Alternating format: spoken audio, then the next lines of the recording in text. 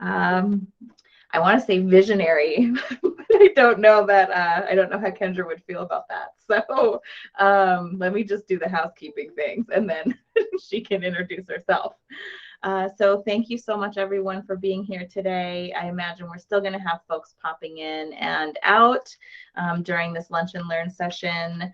So I'm putting some links in the chat. There's a link to today's agenda, as well as a link to the training credit form for our child welfare staff who want to get training credit for today. So just as a reminder, this is Understanding Claiming under the Family First Prevention Services Act, Session 3. This session is going to be a little bit more focused on prevention service providers and the requirements around the provision of prevention services. So we absolutely still want our county folks and other stakeholders who are on the call to ask us questions and engage. This is a kind of content heavy session, and so I just want to highlight for folks, we do have someone who's here to help support us, Marilyn Barron, who's amazing. She's going to be copying questions from the chat and putting them into a separate document so that if we don't have time to get to all of your questions, we will include them in a follow-up email, probably towards the end of the month, because somehow we're already, in the middle. So just as a heads up, that's where we are with that. Also, in the follow-up email you will receive in the next day or two, you'll get a link to the PowerPoint. So that is also a great resource, and of course the recording. So I am going to, you'll see me, I'm going to continue to post the link to the agenda and the training credit form in the chat. Folks are already putting their names and roles in there. Great, absolutely. If you want to do that, please do so. If you don't want to do that, that's also okay. I'm going to have folks, as they present, introduce themselves because we do, like I said, have lots of content to cover today. And I want to make sure, if possible, we have times to get to your questions. So popping in, here's a list of our presenters today. Thank you all so much for joining and being here. I'm very excited that everyone in our presenter list was able to make this work and join us to talk about prevention services in Colorado. Quick agenda, vision of prevention services. What are some of the federal requirements? How is Colorado handling those requirements? And then we're going to do a fun little case study at the end where we have some folks who are going to talk about what prevention services look like or could look like for our juvenile justice population in the state. But for now, we're at noon. I'm going to hand it over to Kendra Dunn, who's going to give us an intro to talk about prevention services in Colorado. Good afternoon, everyone. Could someone give me a thumbs up if you can hear me? Because I have had issues. Awesome, perfect. I restarted the computer in hopes that they would fix everything. Good afternoon, everyone. Kendra Dunn. I am the Division Director for Community and Family Support in the Office of Early Childhood here at the Colorado Department of Human Services. And the division that I oversee has many of our family support and family strengthening programs, some of which are the same programs that are on the Family First Prevention Services Clearinghouse. So I wanted to share just a little bit about the journey that Colorado has been on for almost 2 years now, as we first saw the Family First Prevention Services Act passed and some of the efforts that have been going on since then. And I just want to start by just saying also how excited I am for the webinar today and the focus on our community-based providers, because we know and understand that our providers know best what our families need, at least the families in your particular community need, and then often you really are positioned to be able to act in the most quick way or the most responsive way to those needs. And so as we think about Colorado and our prevention services vision, we know how important providers are in that accomplishing that goal. So what I would want to say is that as we started to talk once the act was passed, we started convening. We developed a kind of prevention roadmap, and it focused specifically on some of the implementation points of Family First, but it honestly also really set a long-term vision that was much bigger and broader for what we wanted for children and families in the state of Colorado. And ultimately, what we really wanted was to be able to build a family well-being system in Colorado that allowed families and children to get the support and resources they need as early as possible so that families could stay strong all across the state. And so to do that, we knew that we needed to think about how do we continue to build a continuum of services for families that starts all the way at the very beginning, and how do we help families build protective factors and stay strong to begin with, through how do we help intervene when families are in crisis or when professional support is needed to really address crisis and ensure healing.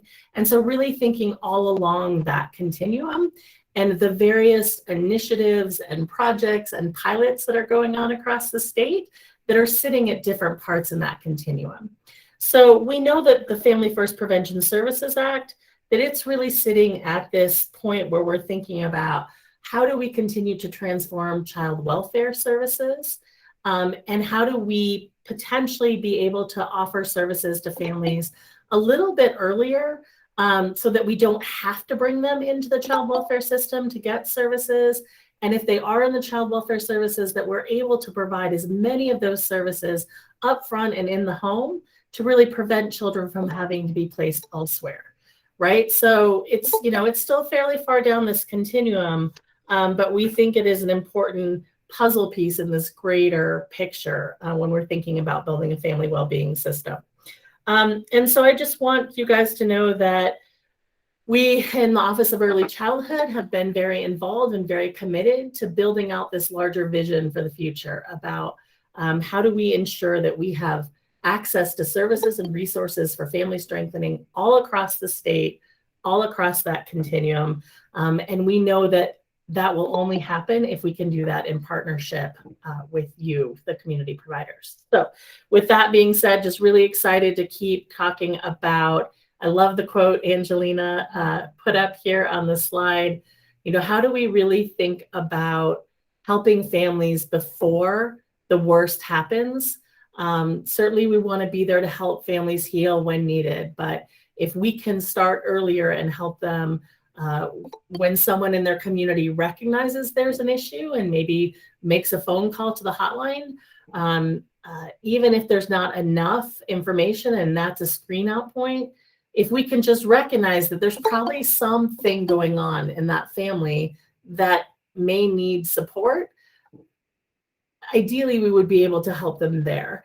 And so across the country, one of the conversations that has really been emerging, I think, as a result of the pandemic, but also really as a result of this Family First Prevention Service Act, is this conversation about what would it take as a state, as a society, to move from a focus on mandatory reporters and really evolve to the point where we had mandatory supporters, that we all really viewed our role as fundamentally being about supporting families in community from the get-go. So anyway, thank you for the opportunity to join you today. And I just wanted to make sure that you knew we were on the journey with you, and all of the programs that fit in our division, Safe Care, Nurse Family Partnership, Parents as Teachers, that we'll be working with you to figure out how this fits into Family First and how to keep growing these services across the state. And with that, I think I'm turning it over to you, Miko.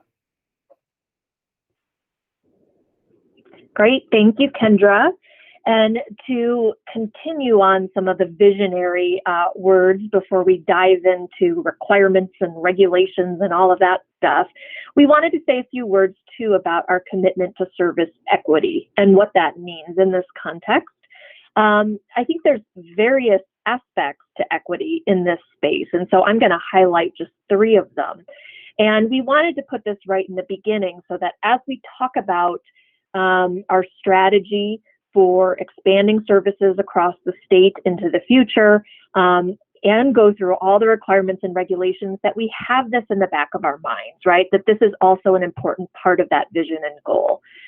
And so one of the aspects of equity is really around availability and access of services.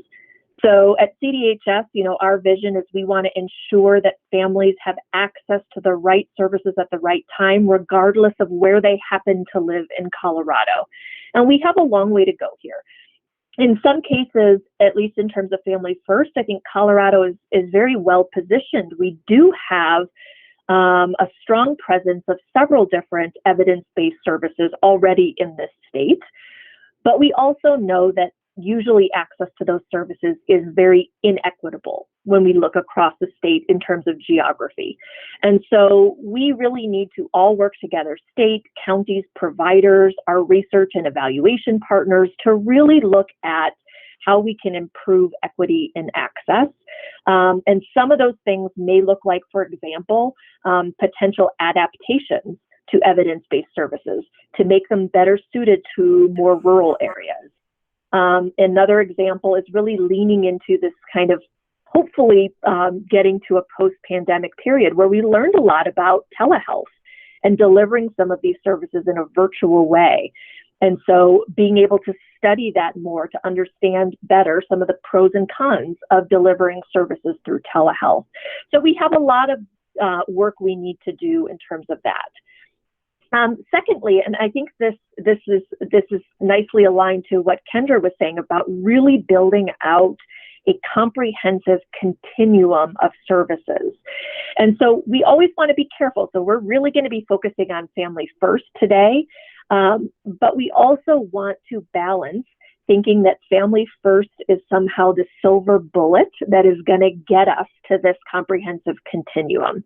For those of you who attended our second Lunch and Learn, which was the last one, we really wanted to emphasize the importance of blending and braiding funding, because that is the only way we are going to get to this comprehensive continuum, to ensure we have a whole range of services for families, not just those that happen to be on the federal clearinghouse or have a lot of research behind them, but those that truly meet the needs of our children, youth, and families. And so that's another piece of equity too, is ensuring we're not overemphasizing certain services due to the research behind them. And then finally is cultural relevance. This is again something I think that we've talked about a lot in relation to Family First, but we have a long way to go. And here, of course, again, is this thought that a lot of evidence-based services, in terms of the research, they're often done with communities that are urban, and with a largely white Caucasian population. And so what does that mean for some of our other populations in the state and across the country? And how can we ensure that services are not just effective and have good research, but they're also relevant to those families and youth in terms of their culture?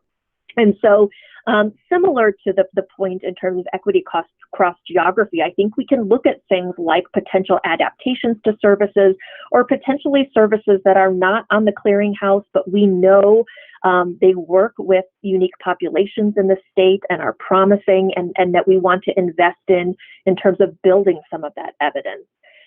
So that's another important aspect of equity, of course. And I just want to give a quick shout out. As part of our Family First implementation work, we had a work group specifically focused on AIAN populations, American Indian, Alaska Native. And they did a wonderful, very comprehensive scan of all evidence-based services across the state, and to really start identifying which of those services are particularly relevant and responsive to AIAN communities. And so there was some overlap with Family First eligible services, and there were a lot of services that did not yet overlap. And so that's an example of, I think, the work that we need to continue doing to focus on not just, again, looking at evidence, but also some of these other factors around equity. And Angelina, I think there's a link to some of that work in the resources page as well. Yes. Which we may or may not get to, but for folks who have looked at the other slides of the previous presentations, you'll see at the end of all of the PowerPoints, there's usually 2 to 3 slides that are titled resources, which we don't go over in the sessions themselves, but there's lots of links to really good information in there. So if you're not accessing the PowerPoints when I send you the follow-up email, might be a really good place. Okay. So now we're going to jump into, again, I pre-warned, really content-heavy session today because there are, of course, lots of federal requirements around what prevention services mean and how we would claim under Family First. So I'm going to start with talking about candidacy in Colorado, which we sort of mentioned during session 1 if you were able to join us there, but we want to dig a little bit more deeply into today. So and you'll see for folks who are in the PowerPoint right now, I have some notes in there that are talking about, like, there's really 2 pieces to making Family First 4E reimbursement, like the magic that happens to make it actually reimbursable. There's really 2 pieces to that, right? The first piece is the candidacy determination. So ensuring that our youth or families meet Colorado's definition of candidacy and the requirements that are associated to that. And then the second piece is really about whether the service is reimbursable. So those are the pieces of, like, is the service in the clearinghouse? Is the service on Colorado's plan, right? Do we have a CQI component? All the things we're going to talk about today. So because we need those 2 pieces, which I just want to throw out, is very similar to how traditional 4E works, right? There's the 2 pieces of, is the youth eligible and is the placement reimbursable? So the way that this has been designed is similar to how it is in traditional 4E. It's just that we're looking at it from a lens of prevention now instead of a lens of placement. So as you can see from the bullet point, right, meeting the definition of candidacy is the first of the things that's required in order to determine if a youth or their family is eligible under Family First Title 4E. So we thought it would be helpful to call out, instead of just showing you the definition of candidacy again, we thought it would be more important here in the conversation to give you the examples of the factors that one would think about when trying to determine if a youth is a candidate for Family First services. So just as a side note, in the notes section, again, for those folks who are in the PowerPoint presentation right now, you can see our definition of candidacy, and I've linked to Colorado's prevention plan if you want to see the whole definition, which is really, I think, like a page long. But for now, just some factors and examples and ways in which we might decide whether a youth or family falls underneath Colorado's definition of candidacy. So what I really want to talk about is who makes that determination. How do we decide whether a youth or family is a candidate under Colorado's definition? And so there is, in this sub-bullet point, there's some federal guidance which has come out around that. Previously, I will say, under traditional Title 4E, a lot of the components of eligibility and the administration could be contracted out. And so states were wondering whether, like, what parts of Family First functionality can we contract out to, not Colorado specifically, but states in general. And so the feds put out some guidance here, which essentially says that we can contract out with for an example, with a prevention service provider to do things like maintaining an individual's prevention plan, setting goals around prevention services, things like that. But the actual determination of a candidate in order to claim for Title 4E does need to be done by the 4E agency.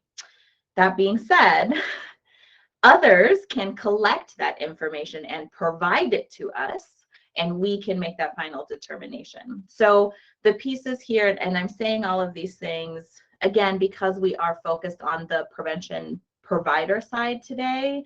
So for those folks who work, right, in prevention provision, know that some of this information we might be asking you for, right? If you're providing a prevention service, we may be saying, okay, great, give us the data and information that we need to verify that this youth and family meets Colorado's definition of candidacy.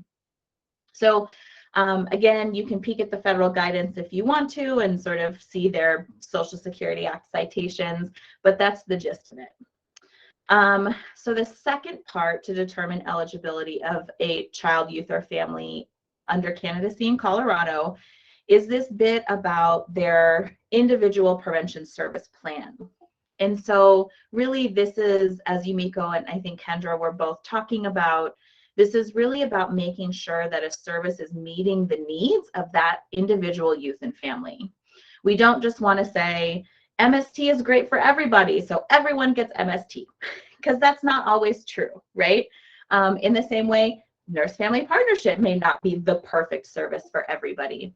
So this is really where we start to work towards figuring out what is the need of that family, right? And how do we meet that need with a service?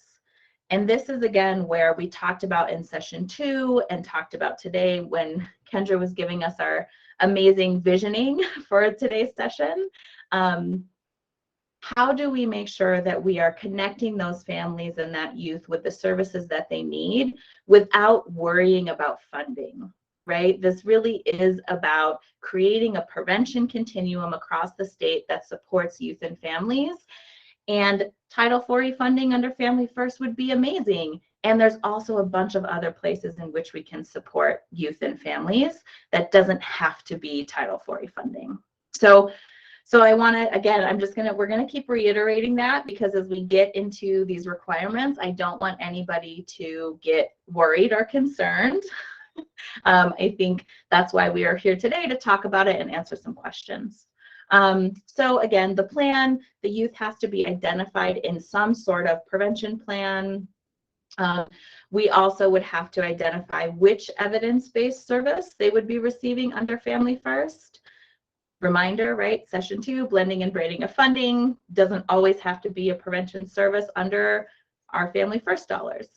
And I want to say, lastly, before we jump to the next sort of section, at CDHS, we've really been trying to think about this in a way that's like, you don't have to necessarily have a formalized service plan as we've seen in the past, right?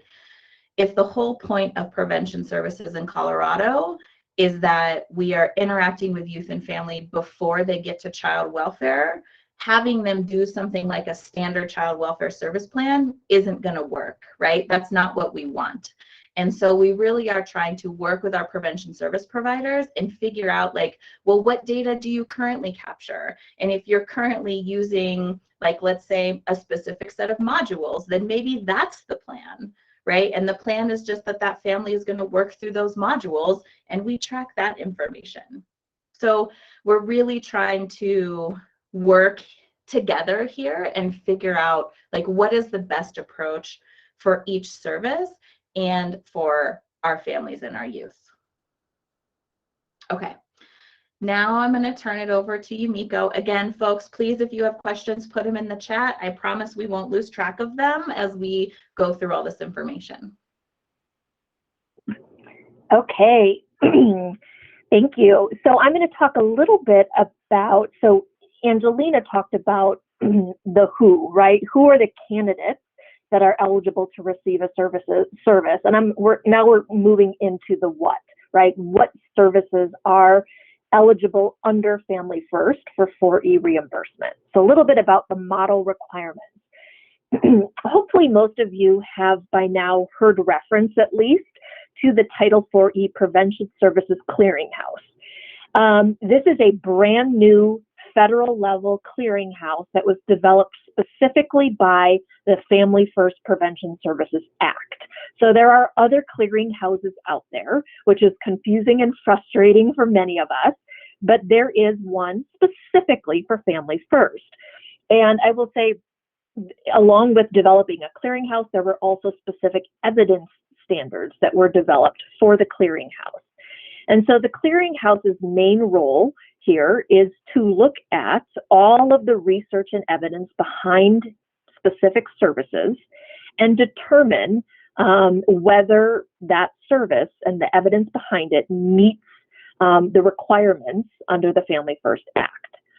And many of you may be familiar now, there are kind of 3 levels within the clearinghouse. A service can be either promising, supported, or well supported. And we'll get into a little bit about some of the differences between those 3 ratings. Angelina linked to a few resources here if you want to better understand the clearinghouse, the standards behind it, and how they go about assessing different services and how things get onto the clearinghouse. As a side note, another thing I always like to emphasize is what the clearinghouse means and what it doesn't mean. So the clearinghouse is looking at the rigor of the research behind particular services.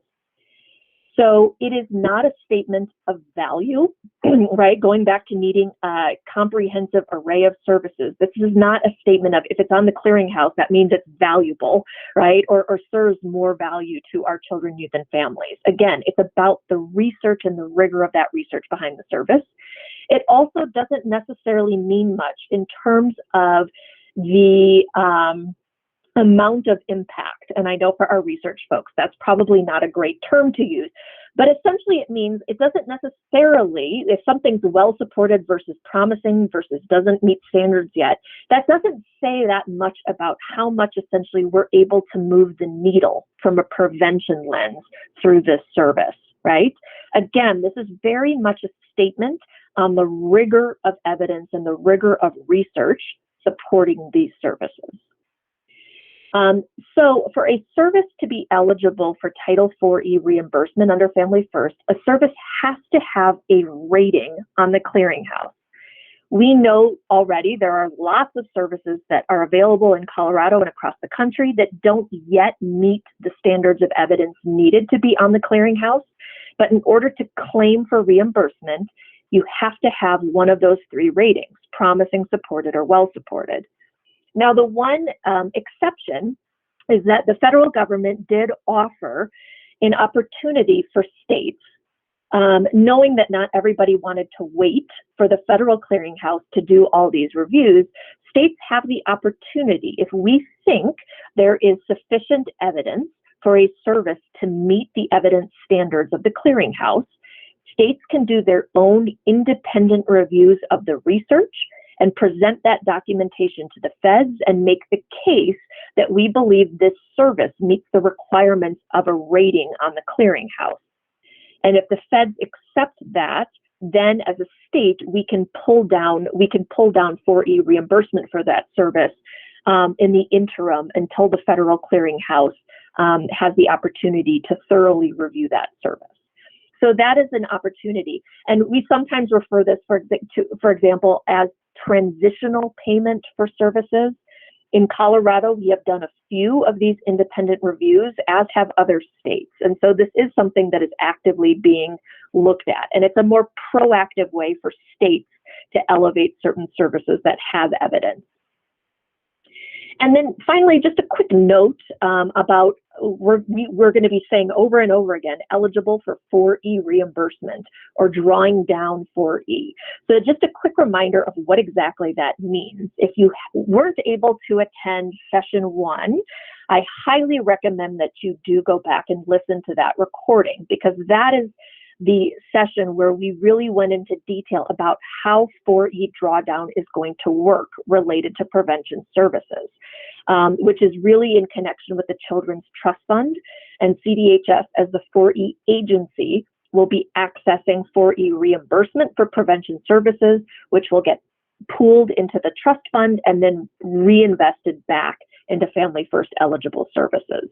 So again, it's different. And so if you haven't reviewed that session, please take a look at that so that you understand how 4E reimbursement is working for these services. Okay, next slide. So how do services get on our state prevention plan? So in order for Colorado to claim reimbursement for a service, it has to have a clearinghouse rating, and it has to be on our state prevention plan. So Angelina mentioned individual prevention plans related to individual youth receiving services. There is also a state 5-year prevention services plan. And the biggest piece of that plan is really explaining which services Colorado is planning to claim for. So it has to be on our plan. In terms of how services get selected for that plan, this is a bit in the works, right? There is now a prevention task group, which is underneath a child welfare subpack. that is starting to meet regularly. I think they've met for at least a few months now. And as we move forward, that group is really going to be charged with making recommendations as to what new services should be added to our state plan. And surprisingly, I think there's lots of different points of discussion for making that decision. For example, do we think it meets a need in our state? How ready are we to meet the various federal requirements associated with claiming for a service? Is it available, and do we have existing infrastructure in the state to tap into in delivering that service? So that prevention task group is really going to be charged with thinking through some of these different factors and then making recommendations about adding additional services to the state plan. And then the Children's Trust Fund, again, plays an important role once we do pull down 4E of how that money is reinvested into services that are on our state plan or being evaluated to go on our state plan. In terms of making these decisions too, in terms of what we want to invest in and how we're going to continue expanding and scaling services across the state, we wanted to make sure we were being as strategic as possible, at least from the state's lens, in how we were approaching this. And so we have a link here of a report that was just released recently. The state contracted with the Colorado Evaluation and Action Lab to really look at various factors to help us think through which services are well primed for expansion and scaling in Colorado, and to help us think through short, medium, and long-term strategies for doing so. So if you haven't taken a look yet, please, it's a great report that breaks down a lot of different information and reflects some of the requirements that Angelina and I are going to get into as well. Because again, another important factor in looking at services expansion is readiness, and readiness related to federal requirements. Our state plan, we are working furiously to get that submitted and approved by the federal government, but it is a living document. So yes, there is a finite set of services that are going to be on that plan in terms of our very first iteration, but that plan can be amended at any point and will continue to evolve into the future. So as new services come through the prevention task group, as the evidence shifts over time, as our readiness shifts over time, as we identify some of those equity points in terms of cultural relevance and equity across geography, that plan and our strategy is going to continue to evolve. And so that's important to keep in mind. When we do get a plan approved, it will likely be a work in progress almost the very next day in terms of what's the next step. So please keep that in mind. And then finally, in terms of what does all this mean at the county level? We've been very much talking about the state level so far. And the main point I want to emphasize here, because I have heard a lot of confusion, just because services are on the clearinghouse and in our state plan, and it may show up in these various strategy documents, there is no requirement that counties at the county level in Colorado that you have these services available. Of course, that's what we're aiming for, right? Again, we want these services to be available throughout the state, but there's no requirement under Family First or in Colorado that every county have these services in place. That is a longer term goal and strategy, and we all know that. And so I just want to clarify that prevention services under Family First is something that states opt into. It is voluntary. This is additional resources we are trying to maximize and tap into, but it is not a requirement. And so please keep that in mind. Same thing with providers. Nobody is required to provide or stand up some of these Family First eligible evidence-based services. Okay, I'm going to turn it over to Angelina. Unless there's questions that came through, Angelina, that I can address. Okay. We're still going. Okay, so now we're going to really get into what are the requirements from the feds. So I put this up here. We thought it was important to share specifically the language that is the requirement under trauma-informed care service provision if you're a prevention service provider. So depending on what your role is as you're listening to me talk about this, you might interpret this in different ways. If you're a county worker, you're going to think about this for your county agency. If you're a prevention service provider, you're going to think about this for your organization. And we've tried to approach it in that same way here at the CDHS level. So I'm not going to read the whole thing, but I do want to point out this bolded section here around essentially the requirement that services provided for prevention sort of live under this organizational structure and treatment framework that adheres to trauma-informed care. So I have a link in the resources section that will take you to the federal guidance around this and what it means. They're pretty general, of course. And so just as a heads up, you can look at it, and also it may not be super helpful. So this is how Colorado is looking at it. First and foremost, I want to remind us all that true trauma-informed care service provision takes time and resources and commitment. And so we at the state are committed to figuring out how best we can support everybody in providing services across the state that are trauma-informed. And so I want to start with that first, and then now we can talk about the requirements.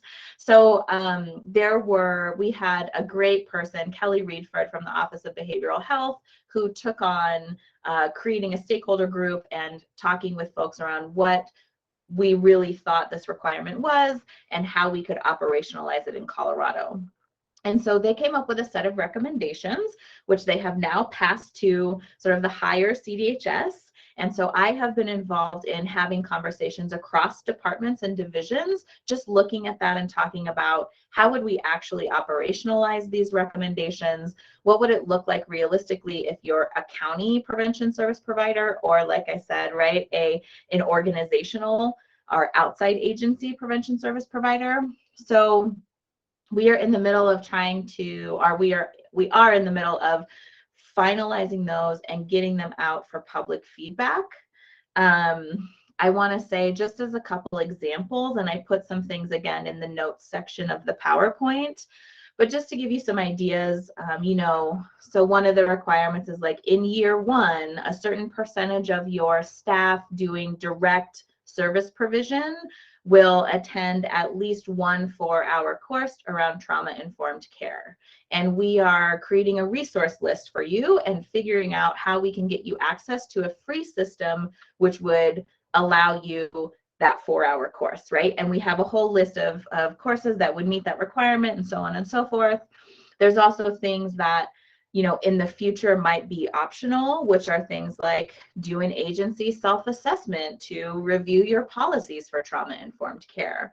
So we're trying to look at what's realistic to happen in the first year, second year, and on into the future, and how we at the state, again, can support folks in actually doing those things and maintaining those standards. We are trying to be realistic, I promise. I don't want folks to get concerned that we're just going to pile a bunch of new requirements on you and not provide any support or guidance.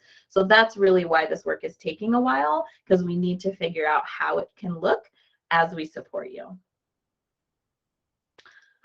Okay, now I'm going to turn over to you, Miko. I know it's 12:35 and I definitely want to get to Gretchen and Hava, so we might talk a little bit fast for the rest of this.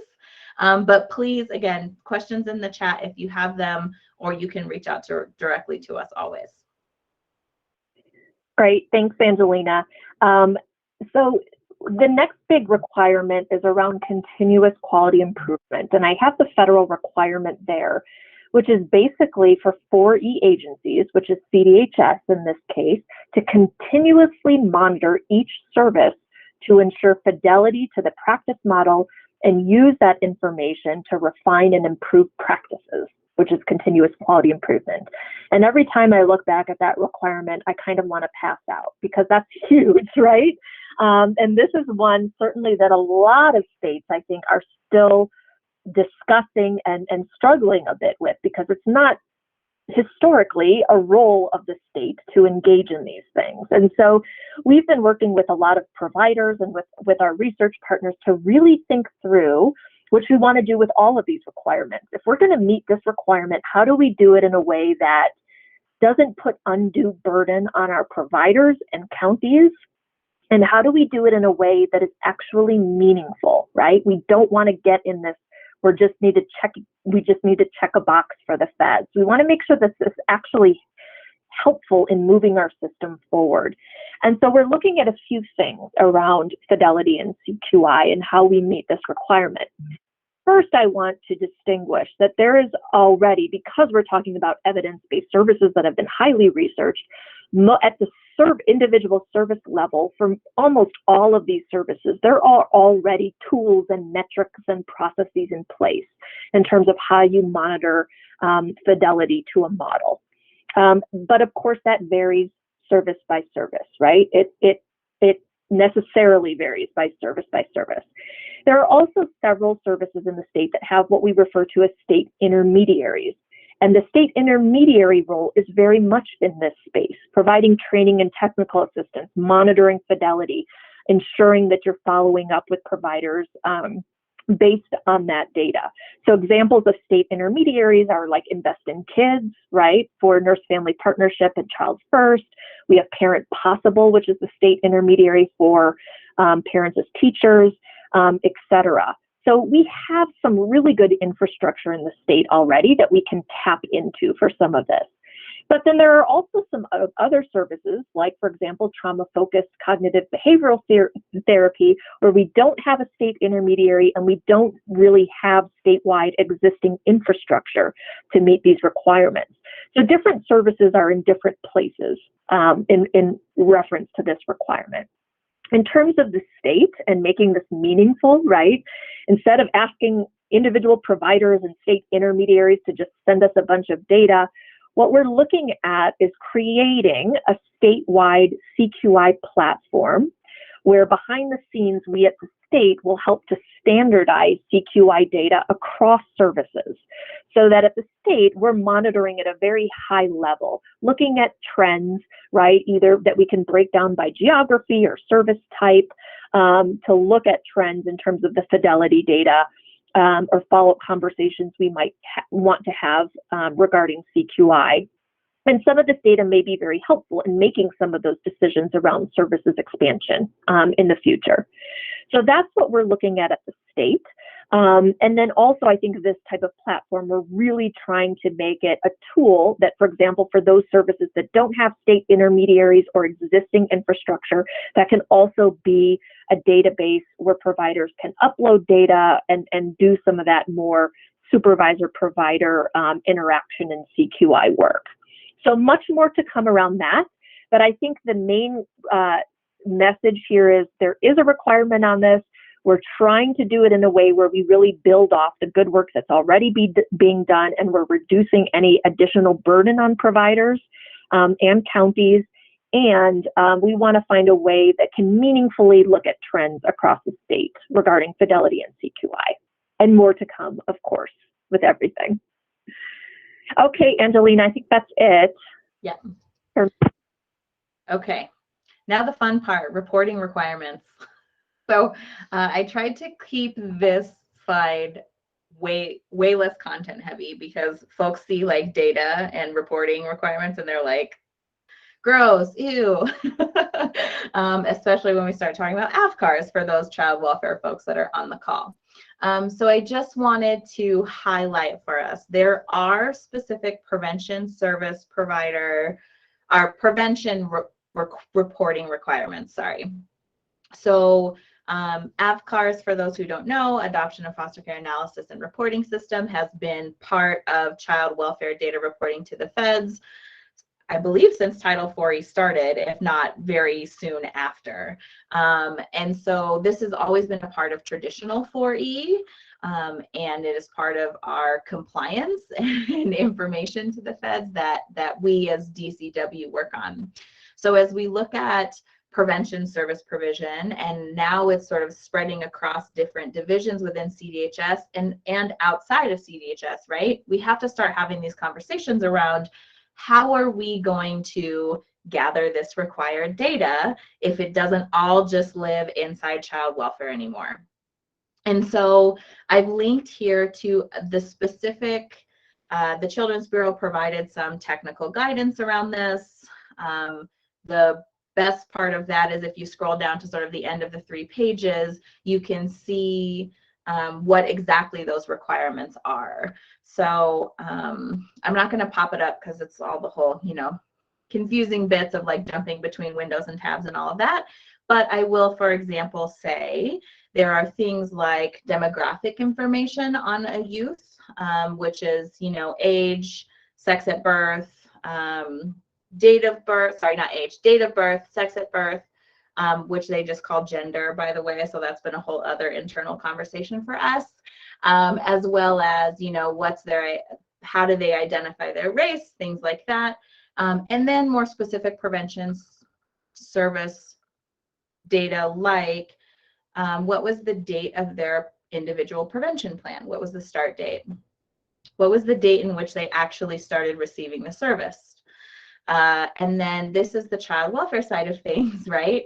Have they come into care in the last 12 months since the start date of their plan? Have they come into care in the last 24 months since the start date of their plan? And so you can see where we're going to need some coordination. We're going to need collaboration to figure out how to gather that data and information without necessarily having to put children, youth, and family data into trails, because I know folks are very concerned about that. There's some confidentiality issues, and there's obviously just some stigma associated with having folks' information inside the child welfare data system. So we fully recognize that. We have already been, and we are continuing to coordinate within CDHS, and we will continue to coordinate with outside prevention service providers to figure out what is a way that we can support other agencies or organizations collecting that data and just sharing what's necessary with us, so that we don't necessarily get access to everything, but we do get the things that are required so that we can make sure that we're in compliance with the feds and things can still run smoothly for the youth and families as they receive services. So we bring this up, 1, because it's a requirement, and 2, also because we cannot claim for services if we're not also providing AVCAR's data. So even though they're not directly linked to the claiming process under Family First, it is required by the feds that we report on these elements in order to claim the money for the other things. So again, I'm gonna point you back to session 1. You can sort of get a nice overview of how claiming works in Colorado, or how it's going to work in Colorado in that session. But I did want to highlight for folks, there are these data requirements. So as Yumiko was talking about, like, how would you get on the plan? How would you get on Colorado state plan? Are you rated in the clearinghouse? This is one of those things that will be a topic of discussion. If your service wants to get, quote unquote, added to Colorado state plan, we would have to figure out how we're going to do the data collection and the integration and communicate and coordinate between us. So I don't see any questions. I am going to pass it over to Gretchen and Hava, who graciously are going to tell us more about juvenile justice and potential prevention and what's already happening. Yeah, thanks, Angelina. My name's Gretchen Russo. I work for the Colorado Department of Human Services and do a lot of work with our juvenile justice population. And I will say, first and foremost, I was so excited when I first read Family First. Because of the opportunity for our juvenile justice involved youth. We often, I think, as counties get kind of co-ordered in later in the process, and these youth are all at risk of going out of home. Wouldn't it be great for us all to really shift our mindset and be able to provide some prevention services and supports to families to keep them home, especially with all the other reform efforts that are happening. So we were really intentional in making sure that our prevention plan for Colorado included the juvenile justice population. That includes all the way through DYS as well. It was interesting. I just presented a couple weekends ago at a national conference, and a lot of states have not thought of their juvenile justice population. They're not all situated like Colorado, but we are one of the few who really are looking at this as an opportunity to to, one, support youth and families, and also hopefully prevent some home placements for that population. So more intentionally, because not everyone was thinking about the juvenile justice population when family first implementation first started here in Colorado, we started a juvenile justice specific work group. We still continue to meet to talk about implementation. I would say everything that Angelina and Yumiko already talked about, there are some pieces we still need to figure out for the juvenile justice population, but we wanted to highlight today just some opportunities for you to get involved and to provide feedback. So first of all, feel free if anybody's interested in joining the group. We still meet second Thursday of the month from 9:30 to 11, and I can certainly get you that information. Secondly, as part of that work group, we really spent some time saying, what are some of the juvenile justice specific services that have been helpful? So MST happens to be on the clearinghouse, FFT, but are there others? And so we did a survey just about a year ago of just over 100 people responded about what they felt like was helpful to really help support youth involved in the juvenile justice system. And certainly looking at that as an eye of what else we could be doing, I would encourage anyone on here to review that survey. Angelina is going to put a link in the chat, but also to reach out to us. We've certainly provided this to the prevention group. We've encouraged people from the juvenile justice world to be on that prevention group, just for that perspective as well. But we wanted to give you some examples, and so wanted to have Hava from Larimer County introduce herself and talk about some of the work they've been doing and some of the prevention efforts they are doing up in Larimer. Hello, everybody. I'm always excited to see such a good turnout for these conversations. I am Hava Simmons, and I supervise a unit in Larimer County that we call the Family Partnerships Unit. There's 9 caseworkers in my unit, and we work under the child welfare umbrella, but we work exclusively with adolescents in the delinquency system. And luckily, Larimer County had the wisdom to create this unit about 12 years ago now, about 12 years ago now.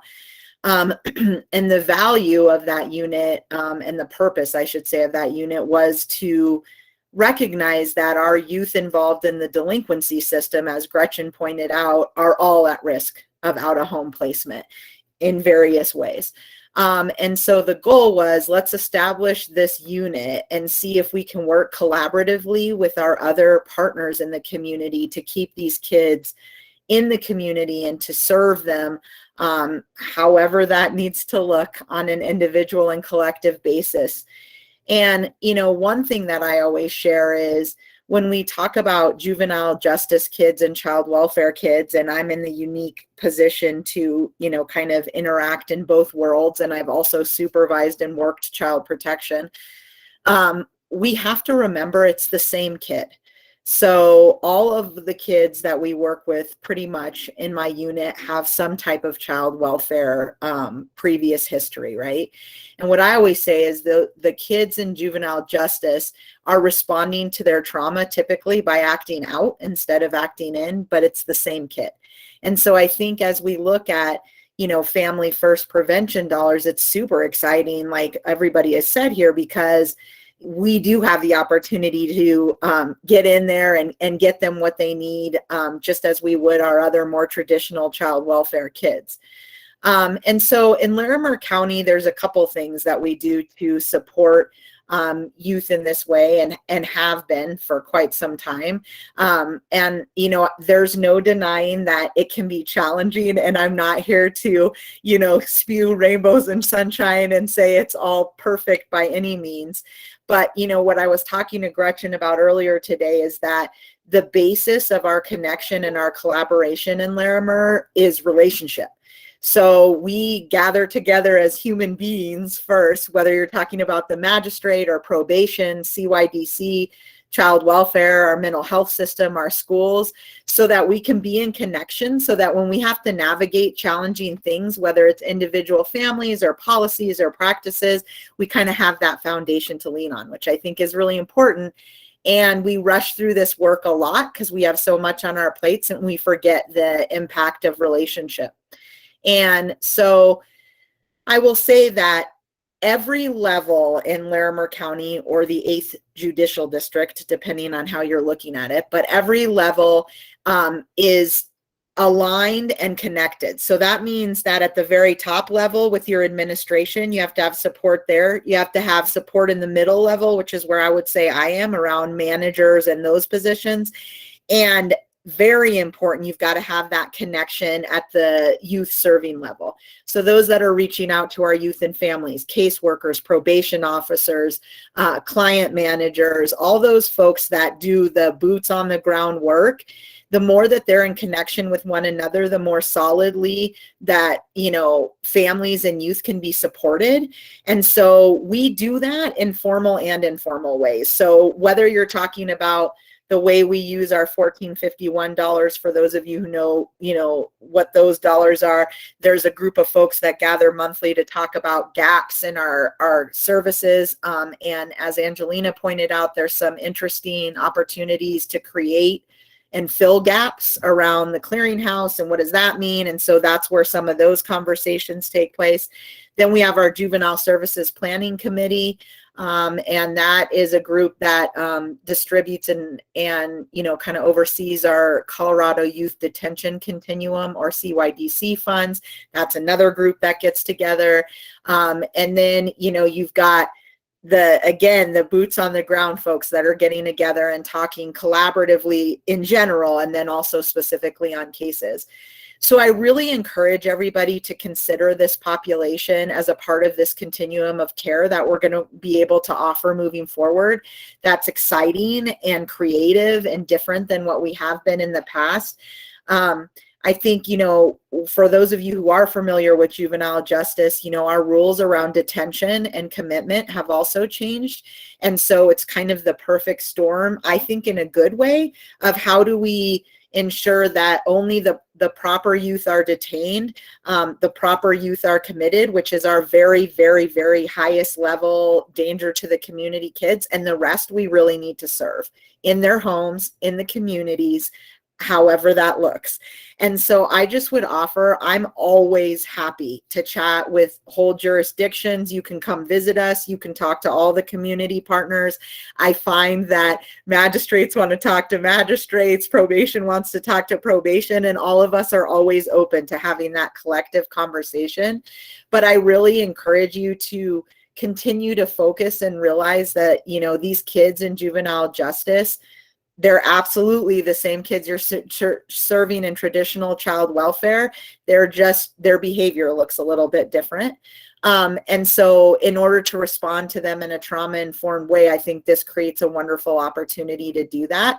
But I can be accessed. I'm happy to talk to you. I do it a lot. You know, I know that Gretchen feels the same, and so do the other folks in our jurisdiction. So it's not easy, but it's doable, I promise, and it leads to great outcomes. And I'll just leave you with, we have about 90 cases we're overseeing in my unit right now, and not a single, and they're all justice involved, and not a single one of them is placed out of home. So I'll leave you with that thought, and I'm here if you need me. Thank you, Hava. I will just turn it back over to Angelina to kind of wrap up everything. Thank you so much. That was great. So just to wrap up, yeah, our third session, I'll stay on a little bit more. Hava, if you're willing to put your email in the chat, I think that would be super helpful. And I think, Gretchen, if you're okay to contact for folks who want to jump into that juvenile justice work group, Gretchen will put her info in there as well. Thank you so much, everybody. Again, I know we had lots of content. Feel free to reach out to folks if you have questions. We're so happy to have you join us. And remember, the last and fourth session is next Tuesday. So we will be wrapping it up at the end of August. And all my presenters, Kendra, Yumiko, Gretchen, Hava, thank you so much for doing such a great job. As always, you all are amazing. I appreciate the support.